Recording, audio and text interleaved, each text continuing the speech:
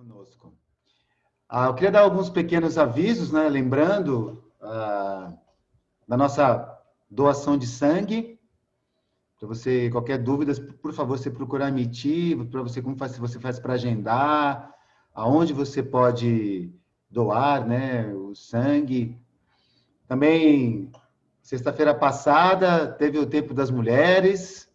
As mulheres tiveram tempo falando sobre amizades, né? Sobre amizades cristãs. Então, isso tem unido as mulheres também. As mulheres têm lá o grupo, que é sempre bom lembrar, né? Quase que, não sei se todas, mas a maioria das mulheres estão nos grupos orando em seus horários. E como eu já disse, se tem algo que pode mudar a nossa vida e mudar até a igreja, são essas orações, né? As irmãs têm feito algo aí contínuo. E isso tem sido bem especial. Tivemos na segunda-feira também, tivemos nossa reunião do conselho. Na próxima segunda tem o grupo de novos, as pessoas que entraram na igreja nos últimos tempos. E também é muito especial estar. E eu espero que hoje, essa manhã, a gente possa usufruir bastante do que Deus quer falar com cada coração aqui, com a sua mente. Então, eu sempre tenho pedido, né? Se você puder pegar aí o seu caderno, uma caneta, algo que você costuma anotar, as pregações, para você lembrar, anotar alguns pontos que você pode refletir melhor na sua semana, do que vamos falar. Eu pedi para que o Onofre hoje cantasse canções que falassem muito do Espírito.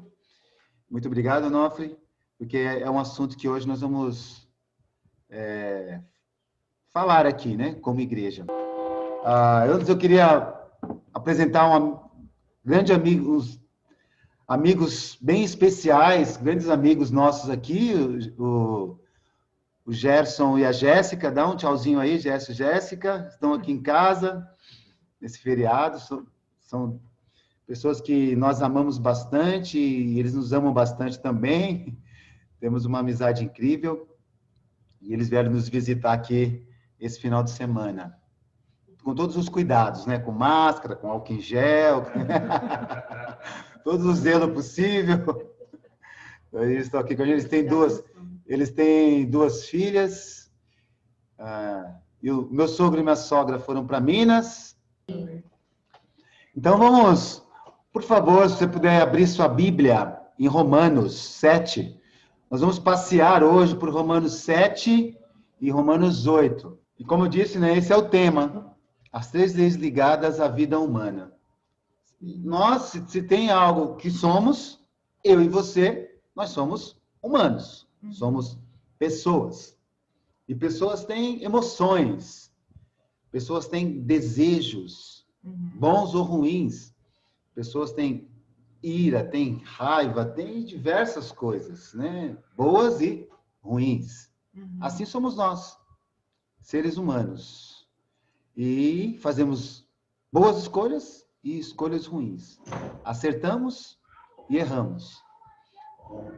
Mas como seria isso, né? Dentro de uma vida com Deus, espiritualmente falando? Então, Romanos 7:8 fala de uma experiência humana, né? Quando você lê os dois capítulos aqui, não existe aqui, né, na vida de Paulo, da maneira como ele se coloca sobre grandes religiões, sobre a religião em si.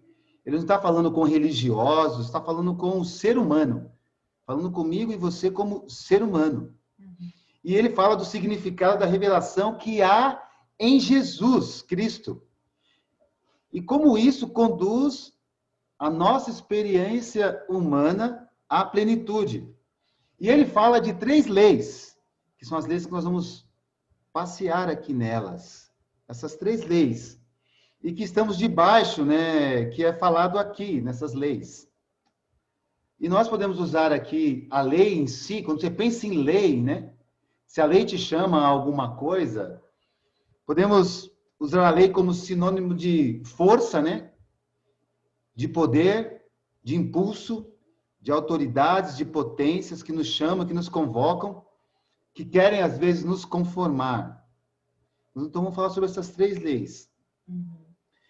E a primeira que ele fala, nós vamos ler agora em Romanos 7, do 7 ao 9. Que diremos, então? A lei é pecado? De maneira nenhuma. De fato, eu não saberia o que é pecado, a não ser por meio da lei.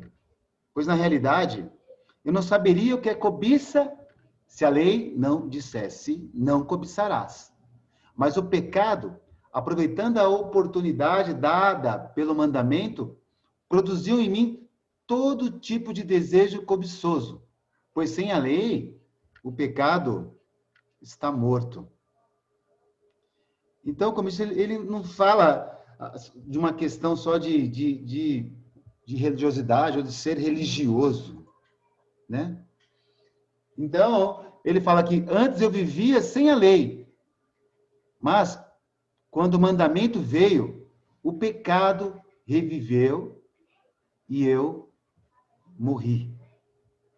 Então, quando a gente lê aqui dentro da Bíblia, essa lei, uma lei com um L maiúsculo, e ele fala de uma lei, que é a lei de Deus. Tem a lei de Deus, que é a primeira lei, em Romanos 7, 22, 25. No íntimo do meu ser, tenho o prazer na lei de Deus. Então, está falando aqui de uma primeira lei, que é a lei de Deus. Quando você pensa sobre isso, né, a lei de Deus, o que vem à sua mente, né? O que você pensa sobre o que é a lei de Deus? São os 10 mandamentos? O que é a lei de Deus? E ele continua: mas vejo outra lei atuando nos membros do meu corpo, guerreando contra a lei da minha mente, tornando-me prisioneiro da lei do pecado, que atua em meus membros. Miserável homem que eu sou, quem me libertará do corpo sujeito a esta morte? Graças a Deus por Jesus Cristo, nosso Senhor.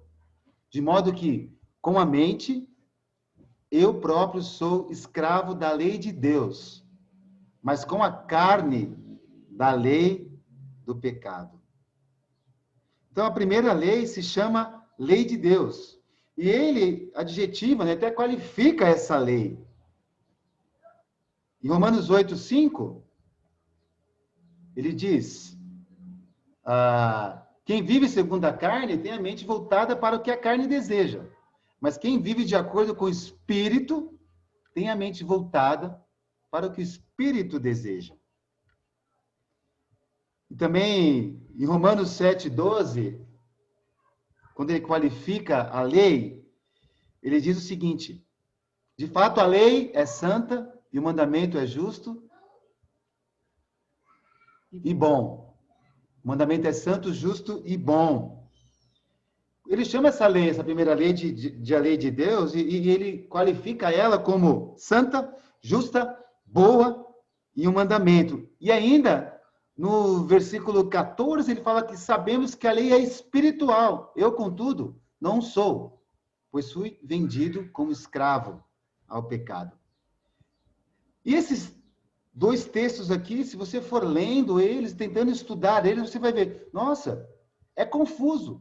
Não é de fácil entendimento o que Paulo está falando aqui, porque ele está falando do ser humano e falando dele. Porque eu e você, nós vivemos esses conflitos do certo e do errado. Fazer o que Deus quer, fazer o que Deus deseja. Mas como? Essa lei espiritual, ela está em mim, mas a lei do pecado também está em mim. O que eu escolho? O que eu faço? Como eu vou fazer? Ele está dizendo que quando ele está na lucidez dele, ele diz que é isso que ele quer fazer. Ele quer fazer exatamente aquilo que Deus espera que ele faça. Ele quer viver de acordo com o padrão da lei de Deus. Por quê? É bom, porque é justo, porque é espiritual. Mas ele diz, eu não consigo. Você já se pegou assim na sua vida?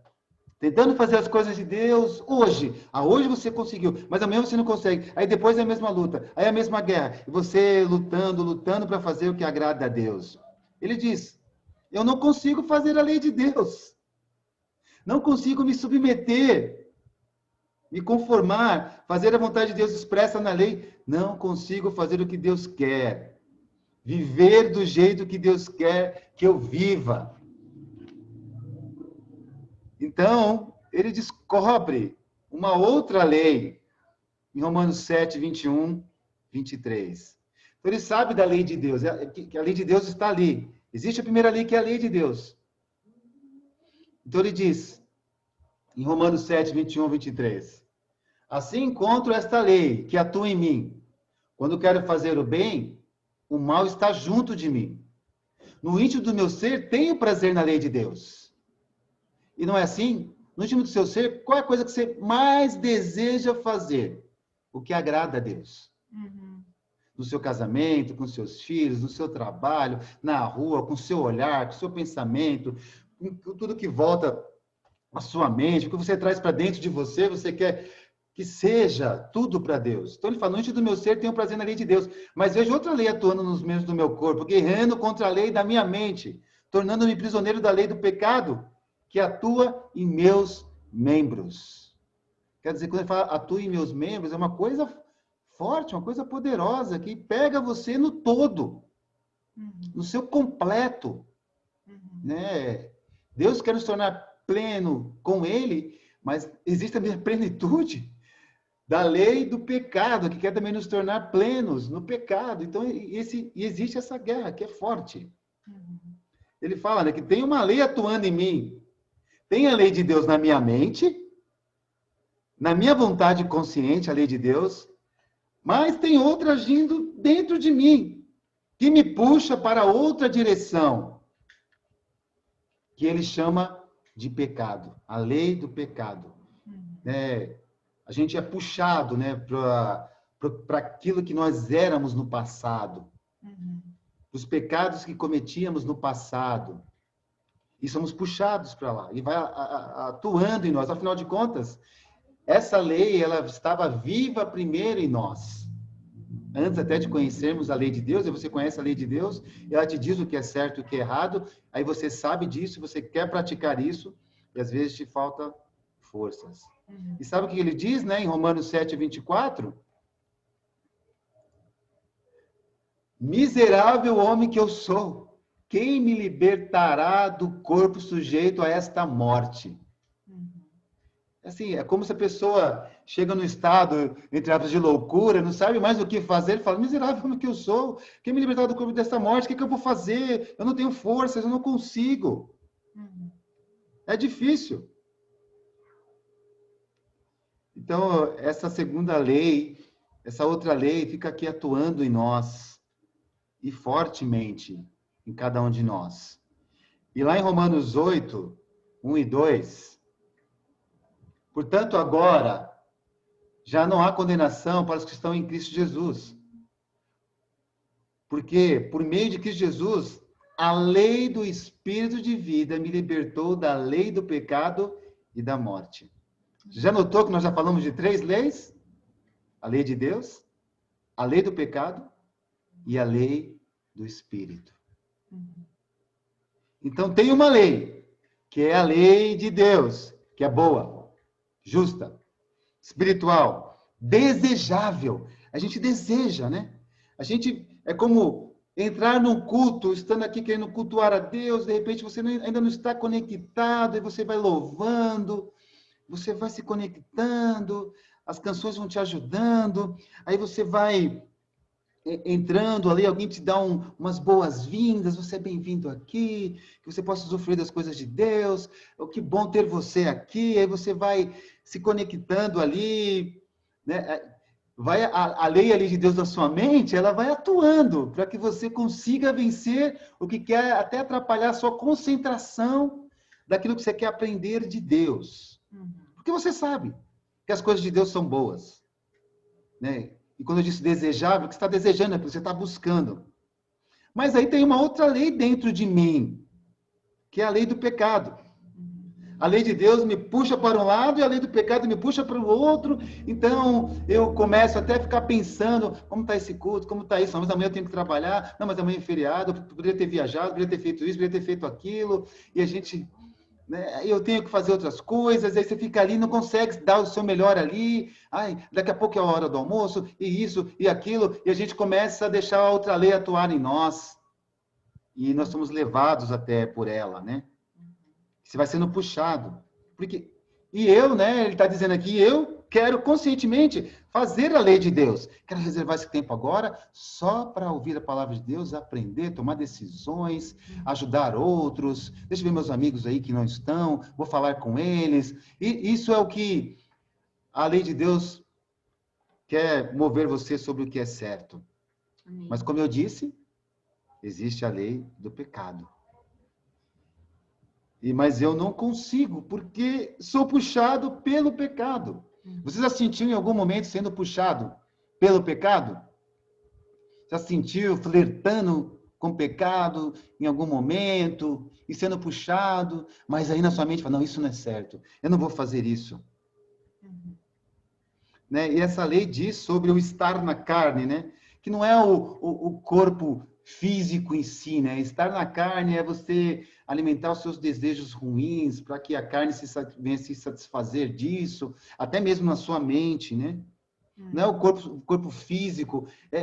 Como eu disse, é algo até quase que você precisa tentar achar uma explicação que você não acha. Ele está falando de uma coisa assim pessoal, íntima, né? De disposição até da sua alma, de algo que beira o inexplicável, que ele chama de carne, que eu e você temos para lidarmos diariamente, né? E aí, em Romanos 8, 7 a 8, a mentalidade da carne é inimiga de Deus, porque não se submete à lei de Deus, nem pode fazê-lo. Quem é dominado pela carne não pode agradar a Deus. Quer dizer, quem está na carne não está nem aí com a lei de Deus. E mesmo se quisesse submeter à lei de Deus, não conseguiria. Porque nós viveríamos só tentando ser boas pessoas, mas escondidos faríamos as coisas que a nossa carne simplesmente deseja. A nossa condição humana é uma máquina de tentar fazer a vontade de Deus e não consegue. Nossa condição humana. E essa é a nossa angústia, o nosso dilema, né? E aqui na linguagem do apóstolo Paulo, é isso que ele quer dizer, que somos pecadores, que estamos em pecado. Nossa condição é de pecado. E a gente reconhece isso, né? Quando te colocam na frente, né? E diante das palavras de Deus, né? Nós nos tornamos cristãos por causa disso. Nos colocaram a palavra de Deus para enxergarmos quem éramos. E tínhamos as lutas, e até tínhamos desejos, até aí você, de repente, você descobre o que você quer, e você vê o quanto isso é bom, e você se volta para Deus. Isso não quer dizer que você não continue ainda a lutar. E o que é interessante aqui é a gente pensar que esse homem que escreveu isso, ele também está querendo dizer o quanto ele foi igual a nós que somos hoje. Que também ele viveu no pecado. Na mente, né, ali tem prazer na lei de Deus. Eu não sou lá o inimigo da lei de Deus, né? Como aqueles que estão na carne. Eu desejo, né, e não estou ali na carne. Como aqueles que estão na carne, que nem querem saber de Deus. Mas tem outra lei agindo. E aí a gente vive essa agonia de Romanos 7, 24, né? De maldito, homem que sou, e vive naquilo ali, dentro de uma condição humana limitada, de finitude.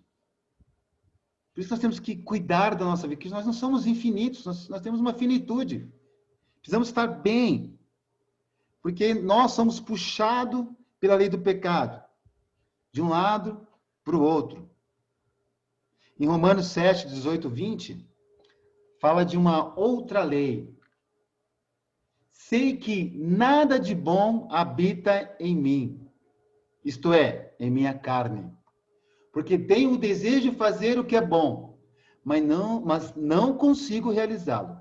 Pois o que faço não é o bem que desejo, mas o mal que não quero fazer, esse eu continuo fazendo. Ora, se faço o que não quero, já não sou eu quem o faz, mas o pecado que habita em mim. Então, em Romanos 8, versículo 1, você entende dessa última escritura que eu li, como a gente vive num conflito quase que maluco, assim, um conflito de...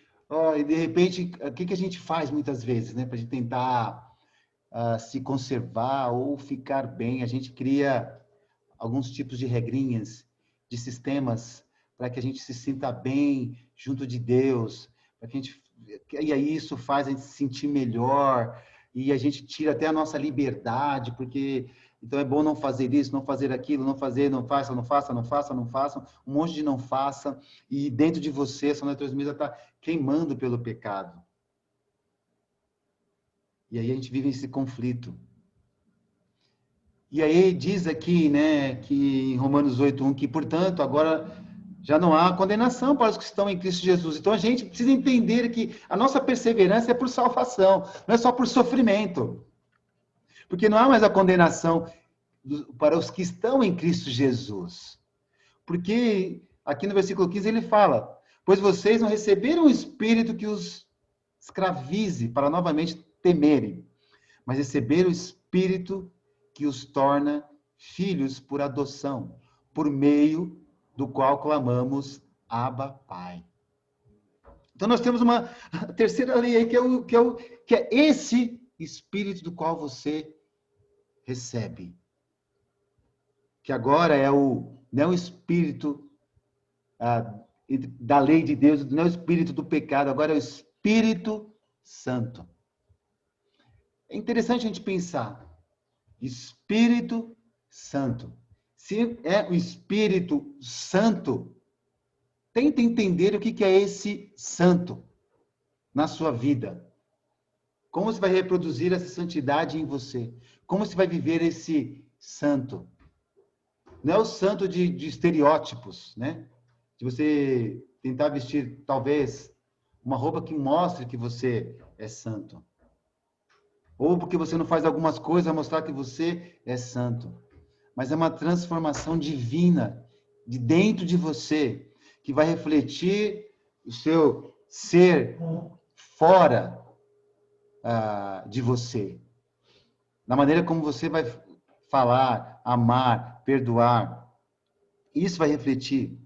Agora é o Espírito de Deus. Em Romanos 8:15, né? Como a gente leu aqui, ele fala: pois vocês não receberam o Espírito que os escravize. Então você é um cristão livre e precisa ser livre. Mas às vezes a gente, devido vivermos na gangorra do que é certo e do que é errado, da lei de Deus e do pecado, a gente quer viver na gangorra do certo e do errado. Aqui a gente pensa mais em como a gente vai se sentir bem do que como Deus vai se sentir bem comigo, com o Espírito dele em mim.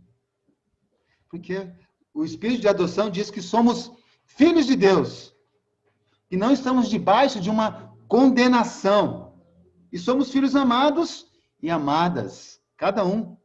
E esse Espírito com o L maiúsculo, né?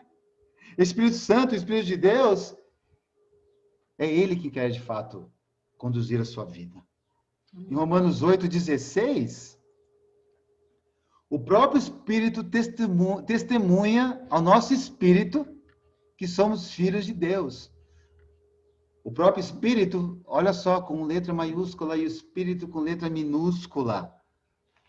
Esse Espírito, que é o Espírito de Deus, precisa habitar em você, como quem vai te conduzir. Esse Espírito de Deus que atua em mim, que tem que atuar, age, para que de fato você tenha a grande possibilidade e chances únicas de vencer as suas lutas. Né? O que é a religião? O que é a religião, assim, né? É o ser humano tentando fazer a lei de Deus, tentando arrumar coisas que mostrem que ele serve a Deus. E às vezes consegue, e outras vezes é puxado para a lei do pecado. Ali, dentro daquela lei de Deus, né? E a lei do pecado é quando você sempre está ali na gangorra. Quem não está na religião em si, não está nem aí, não tem lutas, não tem conflitos. O que ele fizer tá bom, e é assim mesmo, ninguém vai falar nada, ninguém tem que se intrometer com isso, é a minha vida, eu faço o que eu quiser, do jeito que eu quiser. Se temos o mesmo espírito, nós vamos querer ouvir uns aos outros, porque temos o mesmo espírito. Se temos o mesmo espírito, eu e você vamos estar unidos. Porque quem fica ali na religião, fica na gangorra. E quem fica ali na religião, fica na neurose de nunca estar feliz, de nunca estar grato, nunca está bom, isso aqui não está bom, a igreja não está isso, não está aqui. Você sempre fica naquela gangorra da vida. Seu casamento não está bom, seu marido nunca muda, a sua esposa também não. E isso não acontece, aquela outra não acontece, você fica na gangorra. O Espírito já te adotou na família de Deus. Você não está embaixo de uma condenação, né? Nós estávamos debaixo de uma condenação. Não é à toa que fazemos todo domingo a nossa Santa Ceia, para mostrar que Jesus não ficou na cruz, ele desceu, temos uma esperança viva. Nós temos que deixar ele nos conduzir. Nós temos que nos render ao Espírito Santo. Porque sem o sopro do Espírito Santo, não vamos viver como Deus quer que a gente viva. Lembra da conversa de Jesus com Nicodemos, né? O Espírito vai para onde ele quer, ele é livre. E quando a gente pensa nisso, a gente pega muito também dentro da nossa natureza, vai para onde ele quer. A gente sempre vai pensar sempre na nossa liberdade mundana. É difícil você pensar na minha liberdade espiritual. Deus quer que você viva com ele. Você acha difícil viver a vida cristã? Você acha difícil? Minha esposa vai abrir aqui a tela aqui, e aí você levanta o seu dedo aí se você acha difícil viver aí. Se você está se você está sem a imagem, põe a sua imagem aí, por gentileza, por alguns segundos. Põe a sua imagem, para me te ver. Vou te fazer essa pergunta. Você acha difícil viver a vida cristã? Você acha difícil? Faz assim com a sua cabeça, ou faz assim, ó, é difícil. Não estou te induzindo, estou dizendo para você pensar e responder. Você acha difícil viver a vida cristã? Acha? Quem acha? Mais ou menos. O Gerson falou assim que, aqui, ó, quem acha? Você acha, Verônica, Silvia, Miguel, você acha difícil? A Silene falou que não. Aí o pessoal vai falar, não, também é uma cristã nova, tal, não sei o quê, ainda então tá cheio do Espírito, então é mais fácil, né? A gente vai passando o tempo, a vida cristã vai passando, a gente vai achando mais difícil. Como eu falei, nós temos que nos render ao Espírito Santo, né? É interessante. Eu descobri, né? Você vai estudando coisas, você vai descobrindo. Eu descobri que viver a vida cristã não é difícil. Não é difícil. É impossível. É impossível. Eu vou te dizer por que é impossível. Porque por que você vive a vida cristã? Como você vive a vida cristã? É com suas forças? É do seu jeito? É do seu modo? Não, não pode ser. Tem que ser no Espírito Santo. A gente precisa ouvir o Espírito Santo. Em tudo, né? Seja para... você vai ter uma conversa com a esposa, com o marido, com os filhos, com um amigo, no trabalho. Você quer comprar algo. Você precisa ouvir a voz do Espírito. O que o Espírito está dizendo? O que ele está falando? O que ele quer que eu faça? Porque a gente só vive no discipulado de Jesus quando a gente se liberta da nossa neura legalista. E muitas vezes nós somos bem legalistas dentro da nossa vida. E você sabe disso. Somos moralistas, né? E, e a gente corre atrás de ser uma boa pessoa, ao invés de sermos transformados pelo Espírito Santo. Deus, ele sopra com leveza. Com leveza para mim e para você. Nós somos puxados pelas leis, pelas nossas emoções, por razões, diversas coisas. Mas quem quer te levar ao que é bom, ao que é justo, ao que é espiritual? Porque em Romanos 8, dos 10 a 17, olha o que fala. Romanos 8, 10 ao 17. Mas, se Cristo está em vocês, o corpo está morto por causa do pecado, mas o Espírito está vivo por causa da justiça. Se somos filhos, então somos herdeiros, herdeiros de Deus e co-herdeiros com Cristo, se de fato participarmos dos seus sofrimentos, para que também participemos da sua glória. A Bíblia diz que o Espírito de Deus habita em nós, não habita? Não habita em você? Não fica em você quando você decide se tornar um cristão? E a gente, eu sempre repito isso, né? Muitas vezes, a gente dá desculpas para algumas coisas. A gente pega o nosso jeito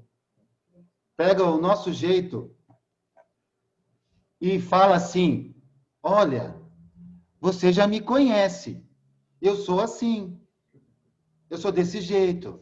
Olha, você se tornou um cristão, pensa bem, você se tornou uma pessoa cristã. Você agora tem dentro de você o Espírito Santo de Deus. O que você fala do Espírito Santo de Deus? Espírito Santo de Deus, você não pode me mudar. É isso que ele está falando. Eu sou assim mesmo. Eu sou um homem desse jeito. Você já me conhece. Eu sou uma mulher desse jeito. Ah, eu não sou muito amoroso. Ou eu não sou muito amorosa. Eu não sou muito comunicativo. Eu não sou isso. Eu não sou aquilo. Porque eu sou assim e você me conhece. Então você pega o Espírito Santo e sufoca ele. Você pega o Espírito Santo, põe ele dentro de uma garrafa e fala: tá aqui dentro, aqui ele não sai. Esse aqui não vai me transformar, não vai mexer comigo. Com o Espírito Santo, todos os dias a ação do Espírito Santo está disposta a trazer em nós transformações. Você vai mudando. Você muda com seu marido, você muda com a sua esposa, você muda com seus filhos, você muda com seu vizinho, você muda, você se torna uma pessoa mais sensível, mais amorosa. Você observa as coisas ao seu lado. Você enxerga o pecado de uma maneira mais sensível. Você luta contra o pecado. Se o seu marido fala com você, ou vice-versa, alguma coisa, você não sai que nem um dragão já queimando a pessoa. Não, você... Pô, peraí, eu tenho o Espírito Santo de Deus. É impossível ter paciência se não for o Espírito Santo de Deus. É impossível ter pureza se não for o Espírito Santo de Deus. Você entende o que eu estou dizendo? É verdade, a vida cristã, ela é impossível sem o Espírito Santo de Deus. Porque é Ele que nos transforma. Quantas mudanças nós temos que ter? Você pode sentar com quem te conhece muito bem e perguntar para a pessoa quais coisas você acha que eu tenho que mudar. E há anos que estão em mim. O que você acha? Há anos que você é assim. Há anos que você dá a mesma resposta para isso. Deixa o Espírito Santo de Deus agir em você. Foi isso que transformou a vida daqueles apóstolos, daqueles escolhidos. Eles receberam o Espírito Santo de Deus e se tornaram outras pessoas. Vai estudar a vida de cada um dos discípulos, aqueles escolhidos, próximos, e vai ver como que eles eram. Como que Pedro era. O que aconteceu com Paulo, que perseguia os cristãos. E quando teve um encontro com Cristo, ele se transformou. Ele se tornou outra pessoa. As pessoas tinham medo dele. Vai lá você falar... Não, se você não sabe o que aquele homem faz, ele matou os cristãos. Ele prendia os cristãos. Depois você vai falar com ele, é outra pessoa. Cada um deles é diferente para nós. Nós recebemos o mesmo Espírito. Então, quando a gente não quer mudar, porque achar que é o nosso jeito, e nós nos transformamos cristãos para mudar o nosso jeito, para mudar o nosso caráter. E quando eu falo nosso jeito, não são coisas que você gosta, do time que você torce, do esporte, de você ir a uma academia, de você cuidar do seu corpo, não. Mas é uma transformação interna que vai brilhar na externa. Se você não é manso, humilde de coração, como Jesus diz que é, tem uma coisa errada. Venham, né? Jesus fala, venham a mim que eu sou manso e humilde de coração. Se eu recebo o Espírito de Deus, eu vou ser manso e humilde de coração. Se eu falo de uma maneira que eu sempre que eu falei, e alguém fala e fala, esse é o meu jeito, que está errado. Não está certo. A vida cristã sempre está em plena transformação ali. Às vezes mais difícil, vem sendo puxada, mas eu tenho o Espírito Santo de Deus. Nenhuma palavra torpe pode sair de nossas bocas. E quando sai, me perdoe. Me ajude. Se eu grito, se eu perco a paciência, se eu perco o domínio, se eu saio ali do campo da minha ira e faço a ira ser um pecado, me perdoe. Não posso ser assim. Eu casado com a minha esposa, eu já saí da minha ira, já fiz besteira. E a gente precisa amadurecer, crescer e entender que o Espírito Santo é que nos dá, de fato, o equilíbrio através do Espírito Santo. Então, dentro dessas leis, qual delas eu vou alimentar? Ou eu vou continuar dando desculpa? Desculpa para não ser ajudado, desculpa... Há tantas coisas que a gente arruma em nossos corações e a gente perde a chance de crescermos espiritualmente. A gente precisa ser uma igreja, né? Eu até anotei umas frases aqui, uma igreja que as pessoas desejam, né? A igreja para quem não gosta de igreja, tem que ser a nossa igreja. Sabe aquelas pessoas que, eu não gosto de igreja. Cara, então vem para minha igreja. Eu também não gosto dela, eu estou lá, entre aspas, né? Você não gosta da sua igreja? Não, eu não gosto de igreja. Então vem para a minha. Eu não gosto dela e eu estou lá. E também igreja de pessoas que a igreja não gosta. Eu vou para a igreja, mas ninguém gosta de mim. Vem para a minha, cara. Você vai ver que lá também eu não gosto das pessoas e eu estou lá também. E eu vou gostar de você, porque eu tenho o Espírito Santo de Deus. Porque se tem um lugar onde que todo mundo é igual, é só no cemitério. Lá no cemitério, todos nós vamos ser iguais. Dentro da igreja, nós vamos ser diferentes. E aí Deus nos dá, através do Espírito Santo dele, o amor para que a gente se suporte, que a gente se aguente, né? E suporte ainda com amor. Olha que coisa incrível. Olha que igreja incrível eu e você podemos ter. Uma igreja saudável, não por causa de mim e nem por causa de você, mas por causa do Espírito Santo que habita em você. Então você ouve coisas que você não quer ouvir, mas você considera, você respeita, você vai lá e você faz. Você vê coisas erradas e você vai lá e discipula com amor. E entra na vida do outro e mostra. E traz a pessoa perto de você. Você não a condena, porque não há condenação, né? Você simplesmente ama. Então, vamos orar a Deus para que esse Espírito, de fato, o Espírito Santo, possa ser em nós, mais do que nunca, vivo. Que a gente não fique na gangorra da lei de Deus e da lei do pecado, mas que o Espírito Santo... E nós sabemos disso. Você lê os evangelhos, você lê João, você lê Atos, você vai ver de fato ali, né? O que o Espírito Santo fez. Como ele agiu. Você lê os evangelhos, você vê a relação que Cristo tinha com Deus. A intimidade dele. Que ele andou nesse mundo e não pecou. Você imagina andar nesse mundo e não pecar?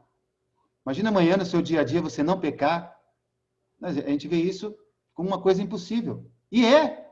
Mas se temos o Espírito Santo de Deus, somos movidos por ele. Amém. Eu espero com todo o meu coração que isso possa ter, o que ouvimos aqui essa manhã, possa te ajudar na sua vida diária. Que a gente veja um no outro mudanças. Que quando a gente voltar para um local, você vai olhar para a igreja, você vai falar, essa igreja está diferente. Não é pela pregação que a pessoa fez, não é pelo incrível louvor que a gente possa ter, mas porque nós estamos conectados no mesmo Espírito.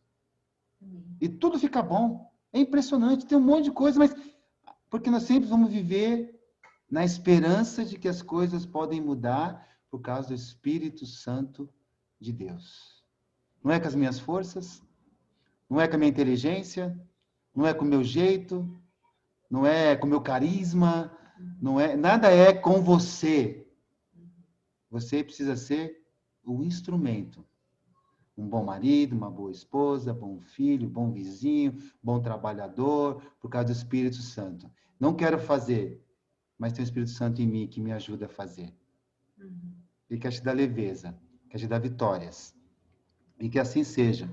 Tudo sempre para a honra e glória do nosso Deus. Amém. Obrigado pela atenção de vocês.